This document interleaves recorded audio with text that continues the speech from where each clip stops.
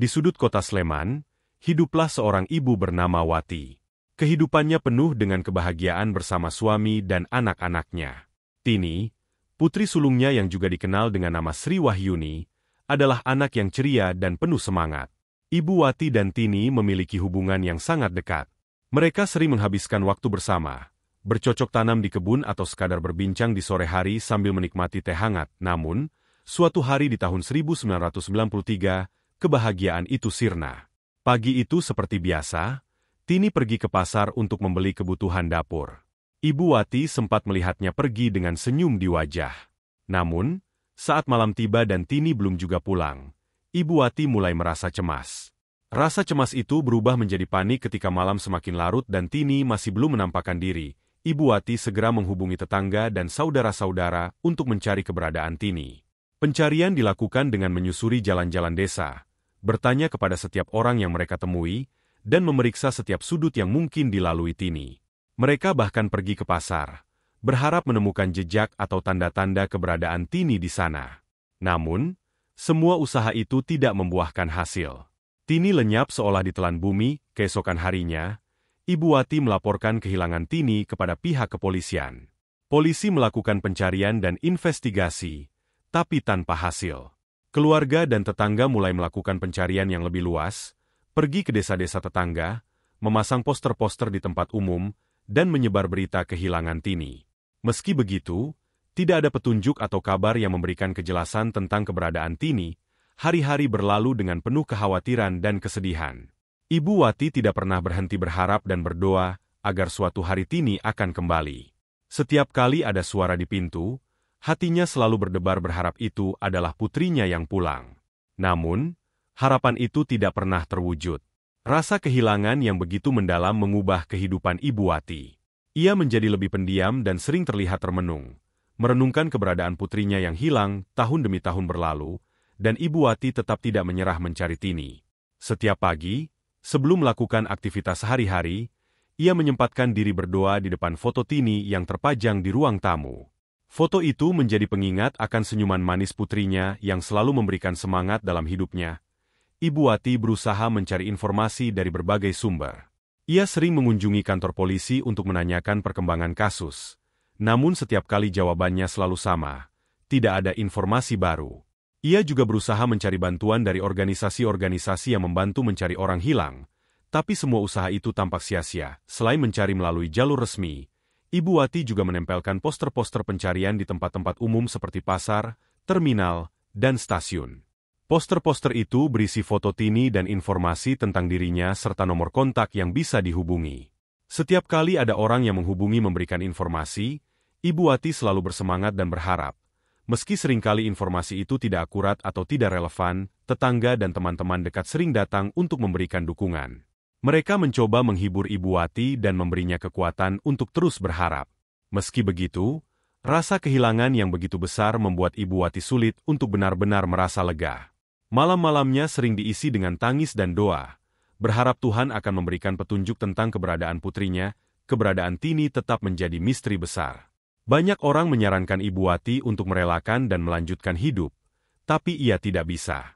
Baginya, kehilangan Tini adalah luka yang tidak akan pernah sembuh hingga ia tahu apa yang sebenarnya terjadi pada putrinya. Ia merasa ada bagian dari dirinya yang hilang bersama dengan Tini, dan perasaan itu membuatnya terus berjuang mencari putrinya. Meskipun harapan itu semakin menipis seiring berjalannya waktu, selama bertahun-tahun, Ibu Wati menjalani kehidupan dengan rasa kehilangan yang mendalam. Meski begitu, ia tetap menjalankan tanggung jawabnya sebagai ibu untuk anak-anaknya yang lain.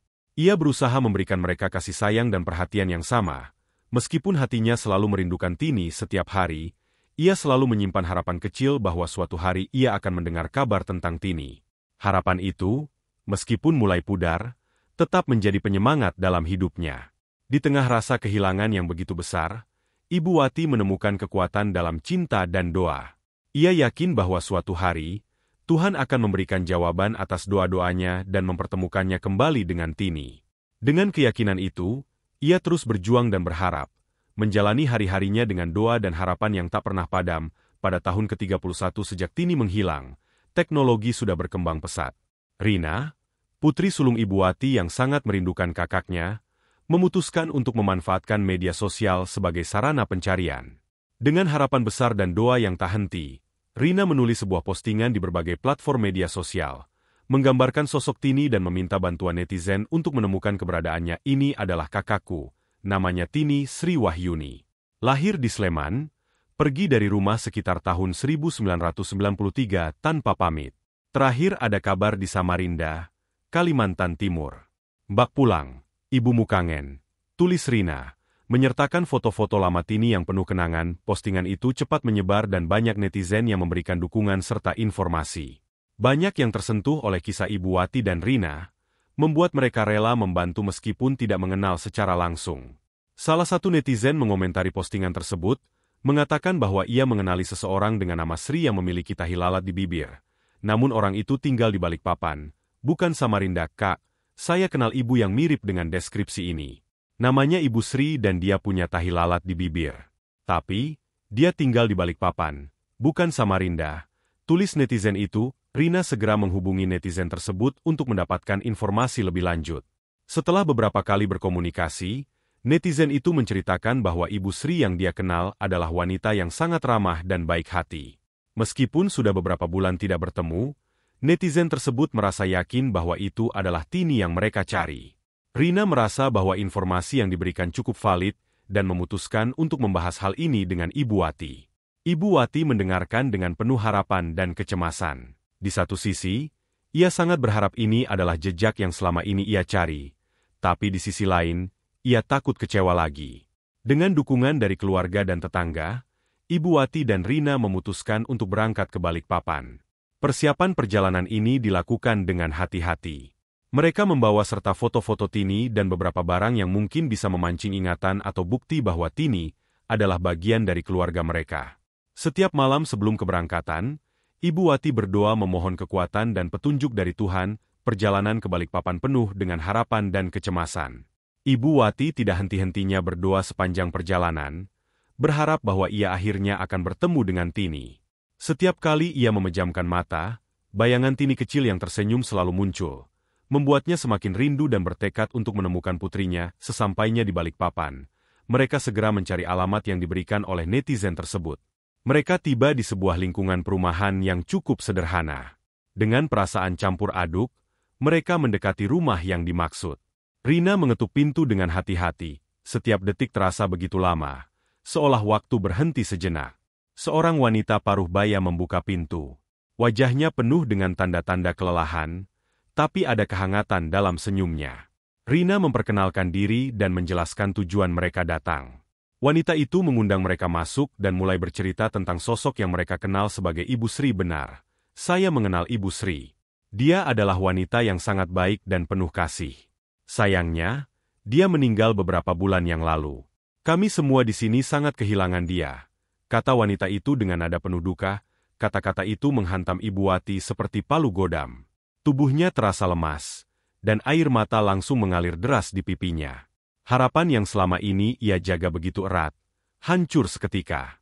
Rina merangkul ibunya, mencoba menenangkan, meskipun hatinya juga terasa sangat berat. Wanita itu kemudian menceritakan lebih banyak tentang kehidupan Tini di Balikpapan. Tini menikah dengan seorang pria lokal dan memiliki 2 orang anak. Suaminya telah meninggal beberapa tahun yang lalu, dan Tini harus berjuang sendiri untuk membesarkan anak-anaknya. Kondisi kesehatannya memburuk karena beban hidup yang berat, hingga akhirnya ia meninggal dunia tanpa sempat kembali ke Sleman. Mendengar kisah itu, Ibu Wati merasa ada sedikit ketenangan di tengah kesedihan yang mendalam. Setidaknya, ia tahu bahwa Tini tidak sendirian di masa-masa terakhirnya. Meski berat, ia merasa perlu untuk bertemu dengan cucu-cucunya, anak-anak Tini, dan memberikan mereka cinta yang selama ini ia simpan untuk putrinya. Perjalanan ke Balikpapan, meskipun penuh dengan air mata, menjadi langkah pertama Ibu Wati menuju keikhlasan. Ia menyadari bahwa cinta yang ia miliki untuk Tini tidak akan pernah pudar, dan kini ia harus menyalurkannya kepada cucu-cucunya. Perjuangan mencari Tini mungkin telah berakhir, tapi perjalanan hidup Ibu Wati masih terus berlanjut. Dengan harapan baru di dalam hatinya, kabar kematian Tini menghancurkan hati Ibu Wati. Tangisnya pecah seketika, mengalirkan air mata yang telah tertahan selama 31 tahun. Rasa hampa dan kesedihan yang tak terperi menguasai dirinya. Rina memeluk ibunya erat-erat, mencoba memberikan kekuatan di tengah badai emosi yang melanda. Mereka berdua terduduk di depan rumah yang pernah menjadi tempat tinggal Tini, merasakan kehilangan yang begitu dalam. Setelah beberapa saat, seorang tetangga menghampiri mereka dan mengajak masuk rumahnya. Ia mengenali Ibu Wati dan Rina dari cerita Tini. Di dalam rumah sederhana itu, tetangga tersebut, seorang wanita parubaya bernama Bu Rini, menceritakan kehidupan Tini selama di Balikpapan. Tini sering bercerita tentang masa kecilnya di Sleman. Ia sangat merindukan kampung halamannya dan selalu berharap bisa pulang suatu hari nanti, kata Bu Rini sambil menyeka air matanya. Bu Rini melanjutkan ceritanya, menggambarkan betapa kuat dan tegar Tini menghadapi hidupnya yang penuh tantangan. Setelah suaminya meninggal dalam kecelakaan kerja, Tini harus berjuang sendiri membesarkan kedua anaknya, Dika dan Putri. Meski kondisi kesehatannya memburuk, Tini tetap bekerja keras demi masa depan anak-anaknya. Sebelum meninggal, Tini sering bercerita tentang ibu dan adiknya, Rina. Dia sangat menyesal karena pergi tanpa pamit dan berharap bisa bertemu kalian lagi. Sayangnya, keinginannya tidak pernah terwujud, ucap Bu Rini dengan suara parau. Mendengar cerita Bu Rini, Ibu Wati merasakan campuran antara kesedihan dan kebanggaan. Kesedihan karena kehilangan putrinya, namun juga kebanggaan karena mengetahui betapa kuat dan tegar Tini menghadapi kehidupan. Bu Rini memberikan sebuah kotak kecil yang berisi barang-barang pribadi Tini, termasuk foto-foto keluarga dan surat-surat yang belum sempat dikirim. Dengan air mata yang masih mengalir, Ibu Wati membuka kotak itu dan menemukan sebuah surat yang ditujukan untuknya. Dalam surat itu, Tini menuliskan penyesalan dan kerinduannya yang mendalam. Ia berharap suatu hari bisa kembali dan memeluk ibunya lagi. Surat itu menjadi pengingat akan cinta dan harapan yang selalu hidup di hati Tini. Setelah beberapa hari di Balikpapan, Ibu Wati dan Rina memutuskan untuk membawa Dika dan Putri ke Sleman. Kedua anak itu, meskipun awalnya merasa canggung, perlahan mulai merasa nyaman dengan keluarga baru mereka. Mereka menyadari bahwa ini adalah keinginan terakhir ibu mereka, dan mereka mencoba menerima perubahan ini dengan hati yang terbuka. Kehidupan di Sleman membawa suasana yang berbeda bagi Dika dan Putri. Mereka merasakan cinta dan perhatian dari nenek dan tante mereka yang baru. Ibu Wati, meskipun masih merasakan luka kehilangan, menemukan kebahagiaan dalam merawat cucu-cucunya. Setiap hari, ia mengajarkan mereka tentang kehidupan di desa, seperti cara menanam padi dan merawat kebun. Rina juga berperan penting dalam membantu adaptasi Dika dan Putri. Ia mengajak mereka berkeliling desa, memperkenalkan mereka kepada teman-temannya, dan membantu mereka dengan pelajaran sekolah. Perlahan namun pasti, kehadiran Dika dan Putri membawa kebahagiaan baru dalam keluarga mereka. Namun, proses penyesuaian tidak selalu berjalan mulus. Ada saat-saat di mana Dika dan Putri merasa sangat merindukan ibu mereka. Ibu Wati dan Rina selalu berusaha menghibur mereka, mengatakan bahwa ibu mereka selalu ada di hati mereka, dan bahwa mereka sekarang memiliki keluarga yang akan selalu mendukung mereka. Dalam perjalanan menuju keikhlasan, Ibu Wati sering mengunjungi makam Tini. Ia membawa bunga dan berdoa, berbicara kepada putrinya seolah-olah Tini masih ada di sampingnya. Kunjungan-kunjungan itu menjadi momen penyembuhan bagi Ibu Wati, mengingatkan dirinya bahwa meskipun Tini telah tiada, cinta dan kenangannya akan selalu hidup. Rina, yang melihat bagaimana ibunya berusaha tegar, merasa kagum dan terinspirasi. Ia bertekad untuk menjaga keluarganya dan meneruskan semangat Tini dalam membesarkan Dika dan Putri. Mereka berdua sering berbincang di malam hari, mengenang masa lalu dan merencanakan masa depan keluarga mereka. Perjalanan hidup Ibu Wati yang penuh dengan kehilangan dan harapan akhirnya membawa makna yang mendalam. Ia menemukan arti keikhlasan dan cinta yang tulus dalam merawat cucu-cucunya. Meskipun luka kehilangan Tini tidak akan pernah sepenuhnya sembuh, ia tahu bahwa kehidupan harus terus berjalan. Kehadiran Dika dan Putri menjadi pengingat akan cinta dan kenangan yang pernah ada bersama Tini. Di desa kecil di Sleman, kehidupan Ibu Wati berubah menjadi lebih bermakna. Ia menemukan kekuatan dalam cinta dan kebersamaan keluarganya. Perjalanan panjang mencari Tini akhirnya membawanya kepada keikhlasan dan kebahagiaan baru. Kehidupan terus berjalan, dan meskipun Tini telah tiada, cintanya tetap hidup dalam hati Ibu Wati dan keluarganya. Kepulangan Rina dan Ibu Wati ke Sleman bersama kedua anak Tini membawa perubahan besar dalam hidup mereka. Cucu-cucu yang baru saja mereka temui, Zahra dan Tama, awalnya merasa asing dengan lingkungan baru mereka.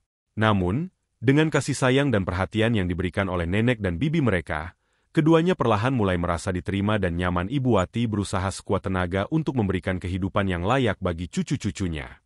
Meskipun sudah tidak muda lagi, ia tetap bekerja di kebun setiap hari, dibantu oleh Rina.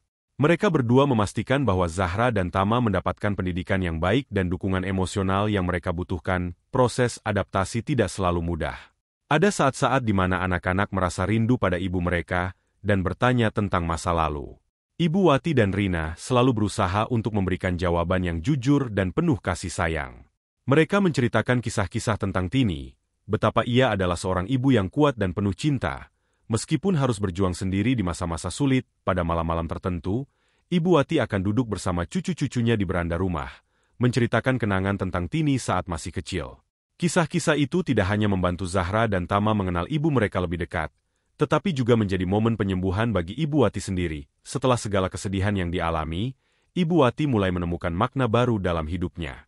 Kehilangan Tini memang menjadi luka yang tidak akan pernah hilang. Tetapi kehadiran Zahra dan Tama membawa kebahagiaan dan harapan baru.